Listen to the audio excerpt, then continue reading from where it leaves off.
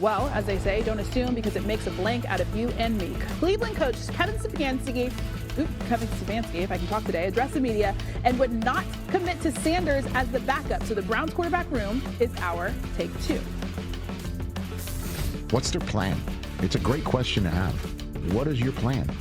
What has been your plan? You know, let's go into the season with Joe and 2 other rookies and then trade Joe 5 weeks in. But they wish they still had Kenny Pickett right now. You look at Dillon Gabriel, you know he can play, he's not a scrub. But you're not looking at him and saying there's no way on earth that we're going to see Shedeur Sanders because this guy's going to ball out. He's clearly the starting quarterback in the future of the Browns. One struggles, well, shoot, we're going to another guy that's never played again or has never played before. And now, you know, we're in this situation as a team going, oh, my gosh, are we really in our best situation to have a chance to win this football game? There is a scenario where Bailey Zappi could be elevated from the practice squad to be the backup. He has started in this league. He started for that. I don't believe that the Cleveland Browns are going to win many games. And because they're not going to win many games, right around that time, they'll be eliminated from playoff contention. And as a result of that, you have nothing to lose by putting Shedeur out there just to find out what he can do. For more on this trade, we are joined by NFL analyst and the host of Fantasy Football Now, Field Yates. Yeah. Hello, Field. Hello there. Okay, so from a fantasy perspective, what is the biggest takeaway from this Joe Flacco trade? It's not a guarantee that Joe Flacco is an upgrade over Jake Browning because Joe has not been good so far this season. The hope is that there is a non-zero chance that Joe steadies the offensive output. This is a much more consistent offense with Joe Flacco under center compared to where it has been with Jake Browning. Back-to-back-to-back games in which the Bengals have been basically run off the field by opposing offenses and defenses. Joe did not play great, as I mentioned, for the Browns, and like Jake Browning, not a particularly mobile quarterback, but we have seen Joe steady an offensive ship in prior years. He actually did so just a couple of seasons ago in Cleveland, part of the reason why he was brought back prior to this past year. So I wouldn't necessarily mortgage the house on it, but that being said, I do think there's a chance that Joe Flacco just makes things a little smoother sailing for all of the wide receivers especially. He was comeback player of the year that year. He was, so he's coming back again, maybe 40 years old. We'll see what happens. Okay, we have a new segment. I don't want to be called old. Are you old? I am not 40, but when I get there, I don't want to be old. You're not old. New segment alert here on Sportscenter Happy Hour. It's time for Field Day. Look at how cute that is. Awesome. This is amazing.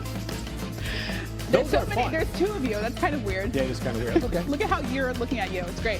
Okay, so who are 3 guys that'll have a field day in fantasy this week? Yeah, these are not necessarily the most obvious of answers. Not Josh Allen and Bijan Robinson types. How about Justin Herbert for the Miami Dolphins, against the Miami Dolphins, I should say, who the Dolphins have been as generous as any defense in terms of allowing fantasy points to opposing quarterbacks. That being said, Herbert has struggled for the past 3 weeks.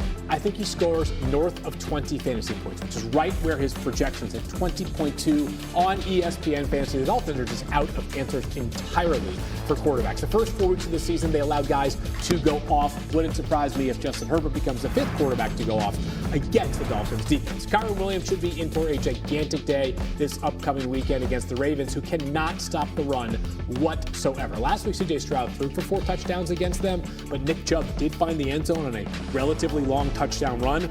Kyren Williams had 8 catches last week. He won't get 8 again this week, Christine, but I do think he will have a big game on Sunday. Finally, Xavier Worthy and the Chiefs, who have an opportunity against a Lions secondary that is down 3 of their top 4 cornerbacks compared to where things looked at the beginning of training camp. Terron Arnold, their first-round pick a year ago, is now the latest player to be out due to injury, joining DJ Reed in terms of guys that have been starters for them this season. Worthy has back-to-back games with at least 8 targets with the Chiefs. Wouldn't surprise me if he has a nice night.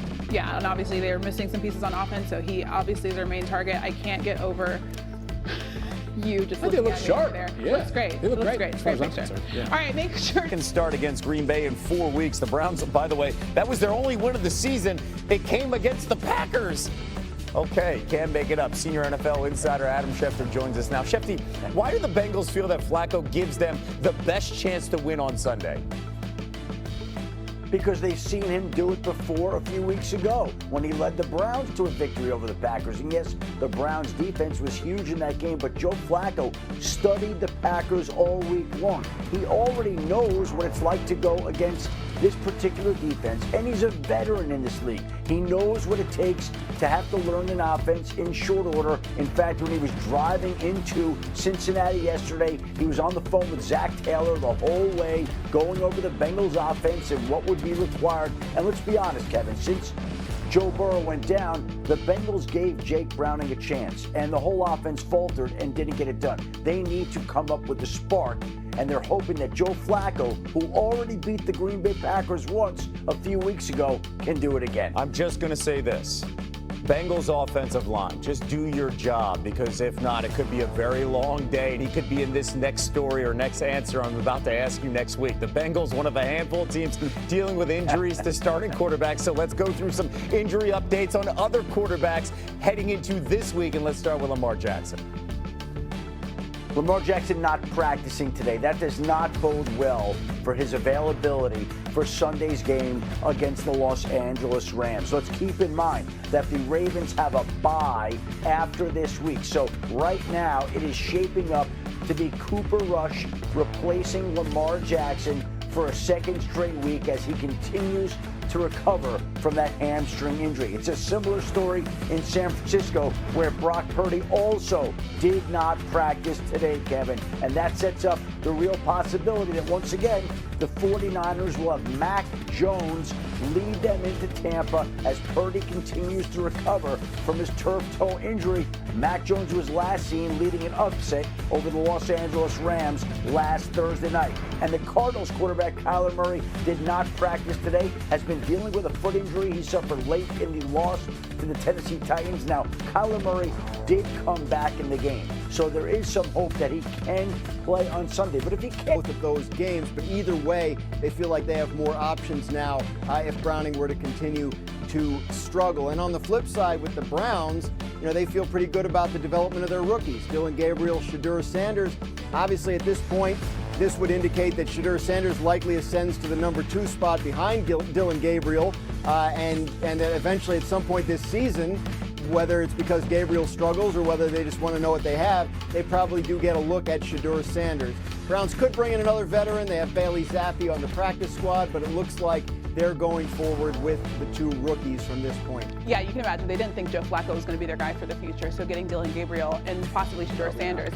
Tampa Bay is the first team in NFL history to pick up each of its first 4 wins of a season by a game-winning score in the final minute of regulation. I mean, they've been fun to watch, and a big part of those wins joins us now, 14-year NFL veteran and Super Bowl champ with the Tampa Bay Buccaneers, Levante David. Levante, quickly, how much does your body hurt now being 14 years in, going from Seattle back to Florida on flights? Hurts a lot, man. It took me a little time to get out of bed this morning. But thank you guys for having me. It was fun. It was well worth it for sure. Yeah, and look, we noted how close all of those games have been this season. What does this team do that turns these close games into wins instead of going the other way? I mean, it's a testament to preparation and the coaches putting us in these situations throughout the week. We work on 2 minutes every week, and then for the most part, we work on good. You know, it'd be one defense against one offense. And coaches throw out a situation out there, and we just go through it. You know, talk us through it, knowing expectations from both sides of the ball. And when the games come down to it, everybody know what to do, you know, from both sides. And we was able to prevail in the ones we had. I mean, which is all the wins, you know. But you hate to have the games come down to that. But luckily, we prepared ourselves for those situations. Yeah, I'm from Tampa, so I cheer for you guys, and it is a little nerve-wracking on occasion. I want to get your thoughts on something, okay? Give me your thoughts on this nickname. Matt Berry doesn't like it. Your quarterback, Tampa Baker. How do you feel about that? Nah, not Tampa Baker. You probably just leave it at Tampa Bake or... Tampa Bake is like the same thing. Yeah, Tampa Bay. Tampa Bay. I feel like Tampa Baker makes way more sense. Right. Okay, so anyway, so as Matt mentioned, you've had a 14-year career, all with the Bucs. You've seen plenty of quarterbacks. What does Baker Mayfield bring to this team? His passion. I love his passion for the game, man. I always tell him he played quarterback like a linebacker, and that's why I love him so much. He's very passionate. He's always fiery, you know, and we already know how he is. When people get in his face and trash talk, he's going to trash talk back. You know, most quarterbacks kind of sit back and stay quiet, you know, but nah, Baker's going to come right back at you, and that's what I love about him, man. He gets everybody fired up. You know, I like to get up on the sideline, kind of watch him work. It's fun to watch, and the most thing that I love is just watching him prevail after all he's been through, and being able to, lead us to victories and stuff like that, and him having fun out there playing the game. That's what I love most about him. I mean, it is a great story. He was a #1 pick. He was cast aside, went to Carolina, went out and played for the Rams. Now he's leading you guys at 4-1, and he's taking you to the postseason.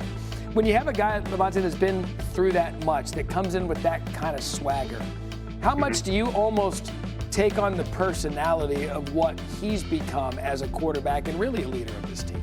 Yeah, it's exactly that, man. He comes in with a chip on his shoulder.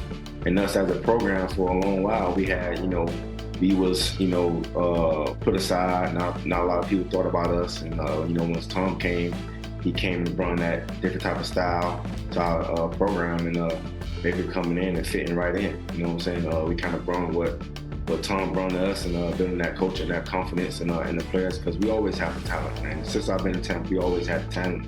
We just could never put it together. And it just always takes the right person, the right staff to kind of like install confidence in the guys that you have. That's what's been going on, man. Baker came in and fit right in what we wanted and what we needed from a quarterback, and he's been doing it at a high level. You mentioned how he fits in and how you guys had Tom before that. How would you compare this defense to the defense that you had when you were with Tom Brady and winning that Super Bowl in 2021? Yeah, I mean, obviously, this defense